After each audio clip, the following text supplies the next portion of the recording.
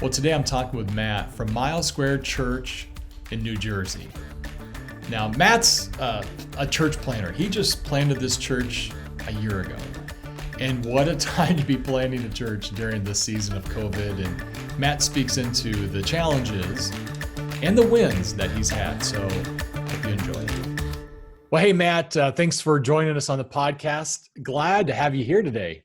How you doing? I am doing well. Thank you, Jason. Thanks for having me on. Yeah. So Mile Square Church is your church you get to serve at. Tell me a little bit about your history, what you guys have been doing, and get us up to date on that. Yeah, absolutely. So Mile Square Church is a new church plant in Hoboken, New Jersey, which, if you're not familiar with the Jersey locale, we are basically across the river from Manhattan. So we can see the Empire State Building, One World Trade, all that stuff. So we're right there in the midst of it all, New York City metro area. And Hoboken's kind of like a bedroom community of Manhattan. A lot of people who live and work, live here in Hoboken, but will work in the city, of course, until that was true until the pandemic hit. But right. We'll get to that, I'm sure.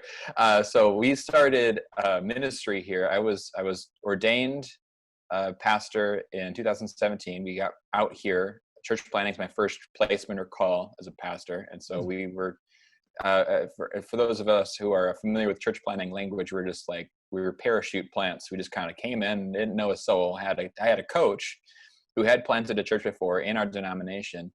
And he's like, I'll get you equipped. But I remember just getting a sheet of paper, and I think it might have just been an email with a bunch of numbers on it. Just like, hey, give these folks a call. They live in Hoboken. See if there's any connection. So we built the community from the ground up, quite literally. And so 2019, we launched in October. We were doing weekly services in a movie theater chain, local to us, and then did that for 6 months. And then March 15th was the first time we met online, moved everything overnight to do a live stream kind of thing. And then here we are doing microchurch in August. So we've kind of launched in one calendar year 3 times. It's been exciting. Wow. I bet that's created some challenges, huh? Yeah, that would be understating. It's been a really challenging year.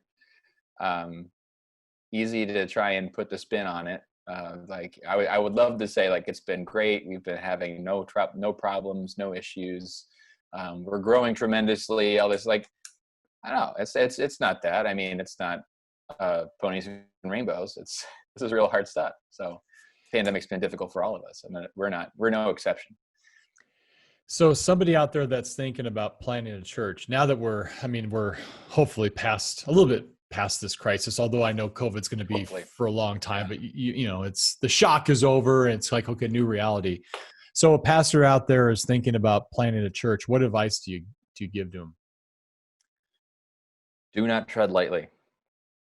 This is not for the faint of heart. It really isn't. And every single context is different.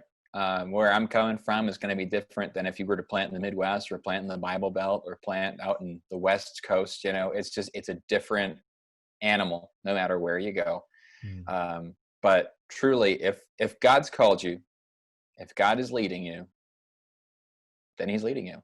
If you're in it, if you're married and your spouse is in it, and people around you are saying, like, you know, we think you've got this, you know, even if you don't feel equipped, you're not ready. I mean, that was my story. I didn't feel ready.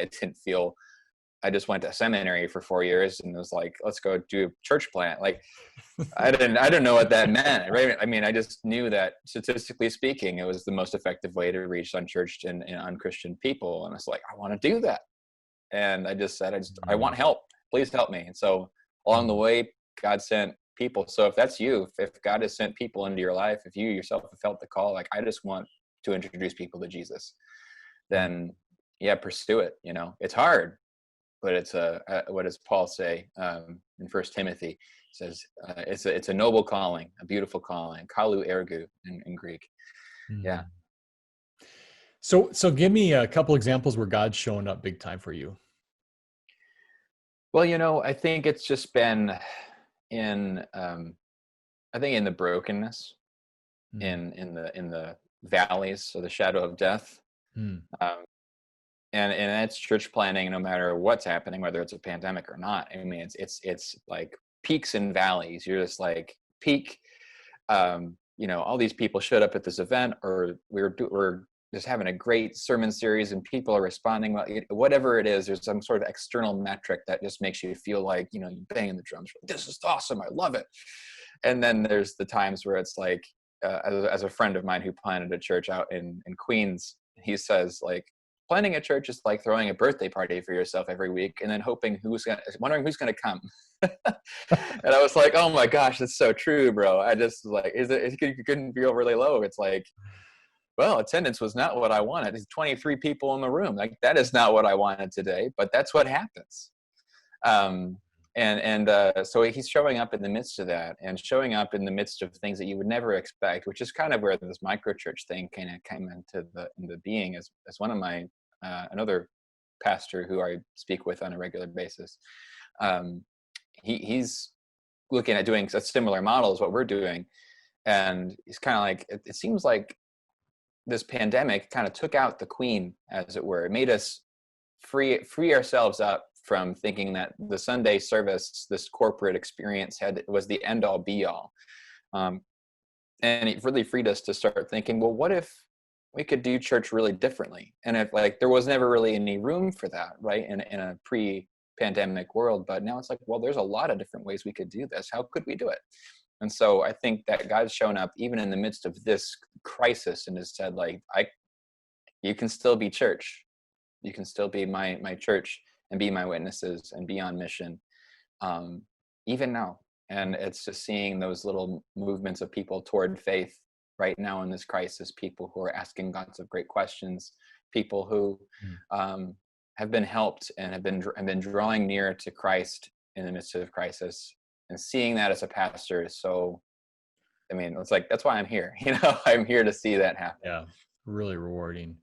Mm-hmm. So talk to us about this concept of what you are as a church. You said a micro church. Yeah, so micro church, quick definition, is just essentially a small group of people that meets on Sundays, and they go together. There is a video. This is not like across the board, but for what we do, we create a video. And my wife is our worship director. I'm pastor, and so we put together a nice service that you could watch on YouTube by yourself, but we make it highly interactive. And so it's a song in the beginning, there's a scripture reading you do together, and then the sermon is just a sermon, but instead of having like a straight through monologue, it's more of a dialogue where you're prompted to pause with your group, discuss the question. And that's like 3 times you pause in the sermon. And so you kind of get to wrestle with the concept, wrestle with what's being preached and what's being taught. And then at the end of the day, you're able to pray together as a small group. And that's, you got church right there. And you're also, some of us meet online and Zoom, and other of us meet in person. And so there's a very rich community aspect as well. And where it came out of was just like anybody else, I think, probably. We launched just like anyone else did, church planning wise. We launched a corporate service. It was every single Sunday. There was setup, there was tear down, all those volunteer roles, hospitality, the whole 9 yards. And did that for 6 straight months, like I said. And then we got in the pandemic. And then as we got into a nice rhythm, we were getting into the middle of the summer, like, we need to think about a plan. Like, how do we get back to what we were doing? Yeah. And so we said that we would do phase 2 was going to be this kind of small group, kind of group watching experience, so that we could have that piece of community. That was a big lesson of this pandemic for me. Is like, community is not an optional or a tertiary consideration. Like, this is a big deal. So that's a big part of what it means to be church. And so it's okay, let's do that. And it got to be time, and you start looking at this, and I just kind of pulled a term that I'd heard, micro church, just kind of pulled it out of the air. It's like, let's just call them micro churches. So we start planning for this August thing, and I'm researching, I'm putting this together. We put together this experience. We're very happy with it. We started August, first weekend in August, and carried through 4 weeks. And what I noticed, Jason, was just like, people are responding so well. There's like, community, people are coming together, really rich conversation. And I know any pastor out there will know exactly what I'm talking about. They'll be like, Someone will come to you after the service, shaking your hand. They're like, "Oh, Pastor, that was a great sermon." Like, "Oh, really?" You want to say, "Well, what grabbed you?" Like, I don't know. And you're like, "Okay, well, I hope that maybe it'll come to you later." Like, right? So there's like this. I think there's so much of this kind of we don't have a lot of time to digest things. We don't have a lot of time to process through information. So we're getting so much information is thrown at us all the time. And I think that church is symptomatic of that. We have like a sermon, it might be a dynamite sermon, it might have impacted their heart. It mattered to them in the moment, but then they're like, I don't remember, where are we going to eat? Thinking about brunch. And so what I noticed is like, as I connected with people, my leaders, like, how did things go? And they're just telling me like, oh, I loved it when you said this. And we had this great conversation about that. And just it was like, I'm like, this is good. It sounds like people are being discipled right now. That's what I'd like to see. And so that really got me excited. That got me really looking into where did I find this church, this micro church idea? Where did it come from? And so I looked into the Tampa Underground, which is a micro church network, and also the Kansas City Underground, both places that you can look at. And just really was captured by what they were describing, and really feeling. They hit a nerve whenever they would talk about the Sunday morning experience. If you think about Sunday mornings, and this is I did the same thing. There's a lot of energy that's expended to create a Sunday morning worship experience. If you have one service, or if you have 5 services, whatever, if you have 50 people or 5,000 people, it's still a lot of work. Yeah. And there's setup, there's tear down, there's got to make the coffee, you got to do this, got to do that. And there's this, you're getting your volunteers together, you're trying to make phone calls, someone drops out, you got to get another person. It's just like, it's this, hours, 10, 15 hours goes into just creating an event every single week. It's like, well, what if you could do it a little different, where it's not this big event, you just met in a group, and in like Acts 2:42, they met together in homes. They looked at the apostles' teaching, devoted themselves to the apostles' teaching, to the prayers, the breaking of the bread. Yeah. And that was the most primitive form of church, right? Yeah. And if you would look at that, you're like, well, that's not really church. Like, that was church. That was biblical, right? Yeah. So I just looked at that, and that's what they were challenging us in this book. Brian Sanders, he wrote the book. He started the Tampa Underground movement with a group of friends of similar mindsets. And it's kind of, what is your minimal ecclesiology? What do you really have to be a church? And they had to find that a certain way. And I thought that was just so captivating. And so, church rather as a building or like a place you go, but more church as movement, church as community, church as a being or an organism that is continuously growing and more virulent, I think, could be in that way. Yeah.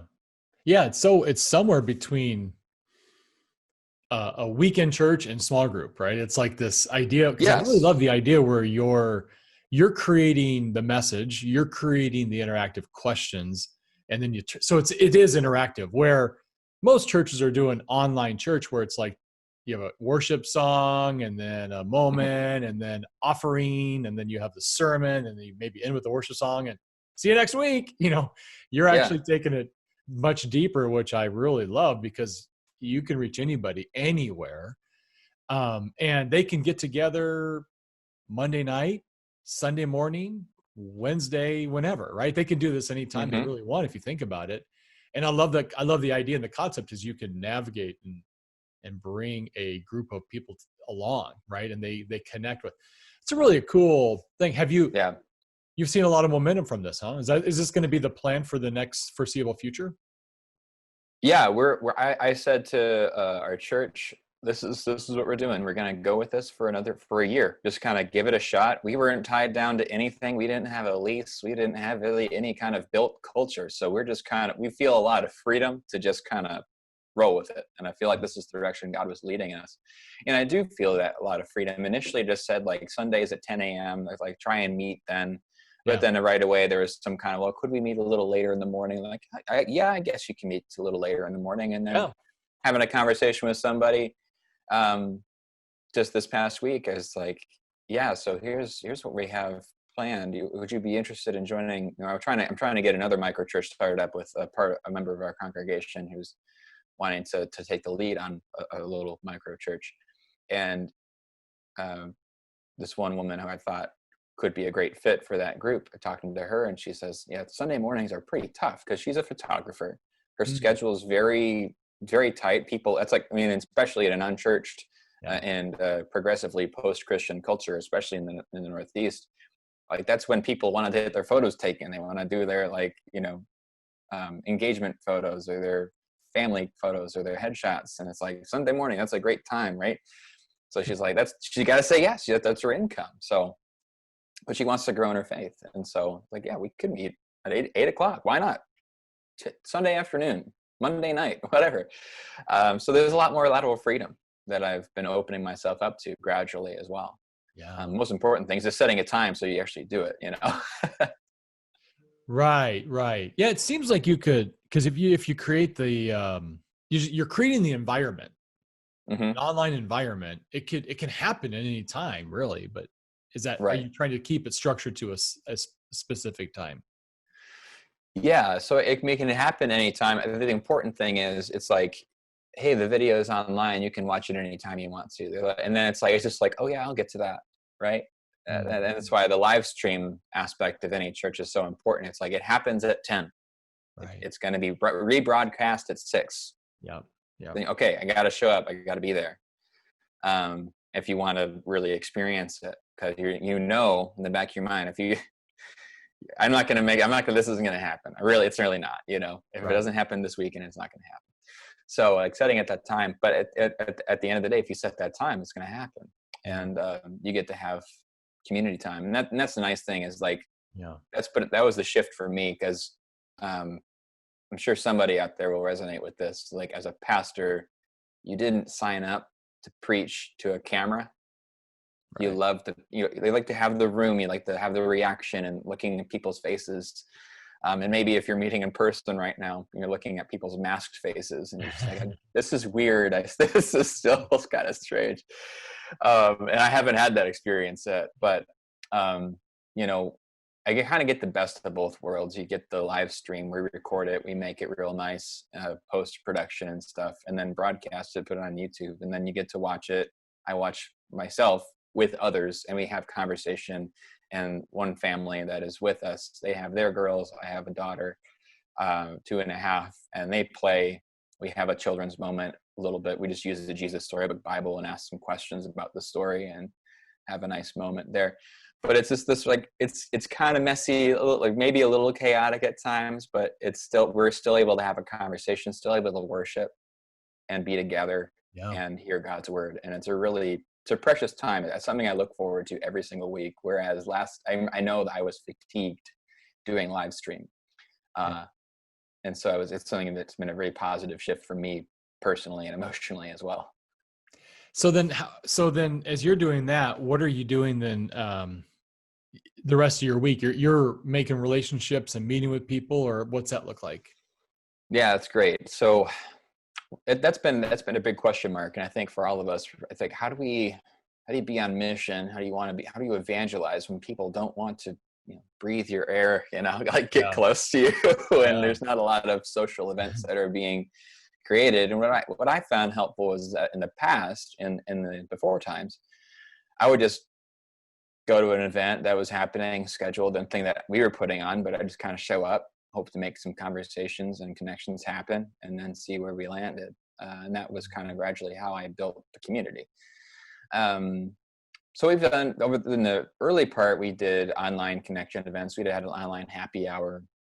We had a board game night that we used, like some apps that you could do, like Ticket to Ride, some other board games that you can do that are online using the App Store. We did a salsa lesson. A friend of mine like a professional dancer, so he gave us a nice lesson. So like all these things we did to just bring people together for like some social connection, and maybe like from that invite them deeper into a relationship with Jesus or at the church. So we have had since things opened up more, we've been really happy to be in person, and now cases are rising back up, and so we're kind of moving back into online. It's like it's kind of bouncing back and forth. It's like ping pong. But this Saturday we had a nice event. We done some monthly ministry at the Hoboken Housing Authority, low-income housing, and we've built some great relationships with one particular section of the housing buildings, and we had a Halloween party there. Just invited both buildings down. Lots of families came. There's a costume contest. We provided the food, and so and everything's like kind of CDC safe. Like we have masks on, grab and go food, not allowed touching. But it was a really positive time. Really, really cool. And it's just because of that effort. There's actually a micro church that's meeting there as well. So yeah, we have been. It's actually been, quite honestly, a bit of a question mark in terms of how we continue to meet new people. I think these opportunities have provided some avenues for that, but just trying different things to see what works. Yeah. I can imagine that that's a little bit of a hard to do, even though you really want to meet people in their felt need moments, right? And create environments or events to bring people together. That's a little bit of a challenge with the social distancing and the rules and things that you have to kind of follow. But as those hopefully lighten up, then that probably gives you some new ideas and some hope for how you can get people together to have events to meet more new people. Yeah, absolutely. And I think the thing about the pandemic that has been good, which is probably not something you hear in the same sentence very often, is, I don't think a lot of us were thinking we could have an outreach event on Zoom. I don't think we can do Alpha course online. I don't think we can do this, dance lesson. You can do a lot of these things online and potentially, as I noticed, engage more people that had not come in. This is something I noticed: people who hadn't come to anything in ages, no social events. I hadn't seen them in a long time. They came to the online events, and there's actually some trade-offs. Some people who came into the regular in-person stuff before didn't really come on to the online events. So you get, but in a post-COVID world, we'll be able to do both, and I think expand our reach. And so I think there'll be more opportunities for sure, and especially as things start opening up and people will start wanting to host events and get-togethers and networking things like that. Those are great spaces for pastors and missional people to just step into and build relationships, because that's what people are there to do. So you can just get right in on what they're there to do to accomplish your own purposes. Yeah. Okay. So we're a couple of resources that pastors that are wanting to plant a church, thinking about it. Where would you send them? Yeah, that's a great question. Well, one I would definitely recommend. It's a tome, but it is excellent. It is Timothy Keller's Center Church. It literally looks like a textbook, because it is. They have released like 3 volumes that make it more of bite-sized portions. There's like 3 books that are devoted to 3 sections, so that you can look that up. Timothy Keller's Center Church. And then there is another book, I believe it's called The Top 10 Mistakes New Starts Make.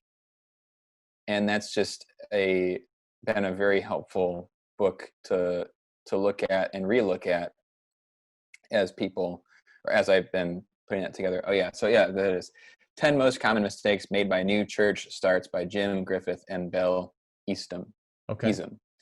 And then the other one is just the thing that's been so helpful to me in this time of reorganizing and figuring out what are we going to do, is always returning to my why and my mission and our values. And so Church Unique by Will Mancini is indispensable. I'd highly recommend it to not just any church planter, but any church pastor.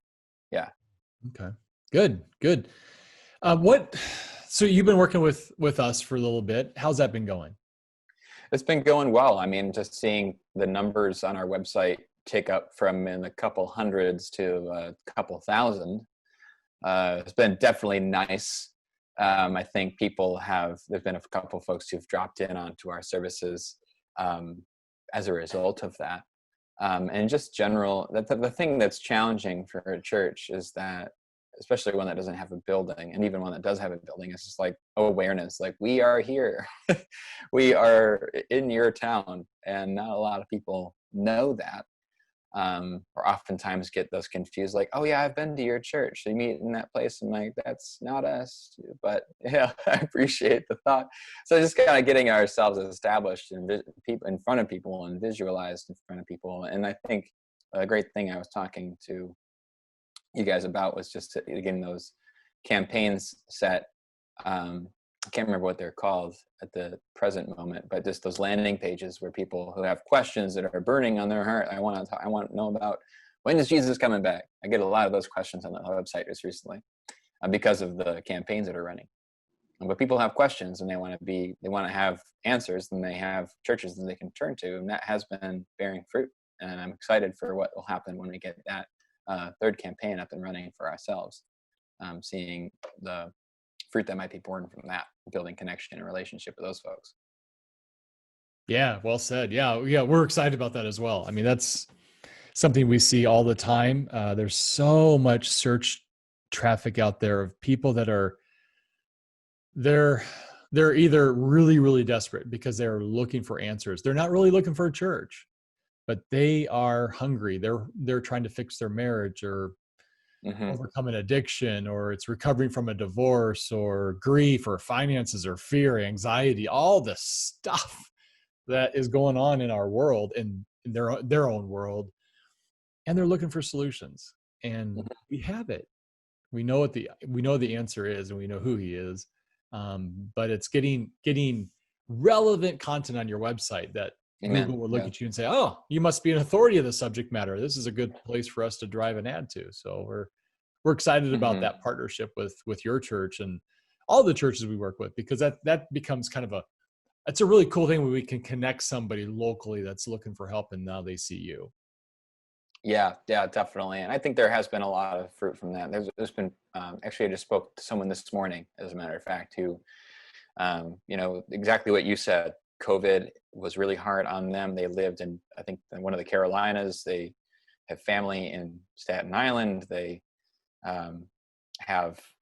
it's not a great situation.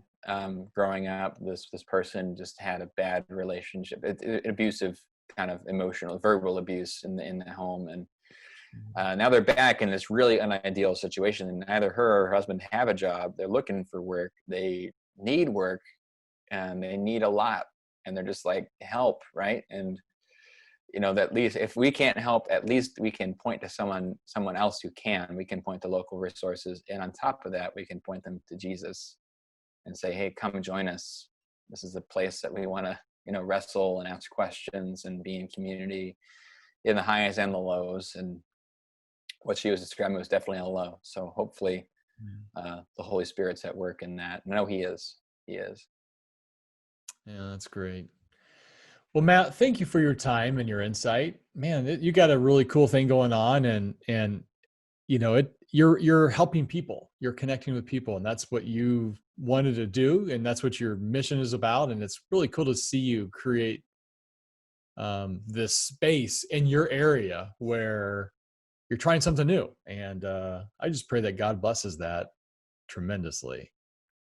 Yeah, thanks a lot, Jason. It's been a pleasure talking with you. Yeah. All right. Well, take care. Yeah, take care. Well, Matt, thank you so much for your insight.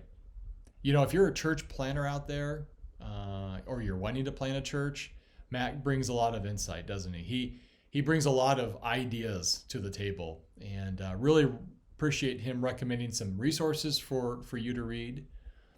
And here's a couple takeaways. Number one is Matt is using the Google Ad Grant. Google is one of his largest donors that's giving money in terms of search traffic. We're delivering all kinds of clicks to his website. And just because he doesn't have a physical address, he has an online address. He has an online space. And he's connecting with people all around him, courtesy of Google. And we're helping him in that space. And we'd love to help you in that space as well. If you're a church plant, then you've got your church established. Maybe you've had to pull back and get out of the school because of COVID, or You can't meet in your theater, but you still have an online presence. And so we can talk to you about how to grow that online church. And if you're wanting to establish that, then you got to go get your 501c3 nonprofit status, and then we can talk about what it means to use the Google Ad Grant. If you do have a physical location, maybe someday Matt will have a physical location, then local SEO is such an important component, an important tool to your growth. It establishes your presence in Google. And so we can talk about that as well. So Matt, we're cheering you on. We're praying for you, buddy. And we hope this micro church thing just takes off and you plant lots of these and reach thousands upon thousands of people. We pray that God blesses you. And it sounds like you're onto something pretty cool. So way to go. All right, everybody. Until next time, God bless. We'll talk to you soon.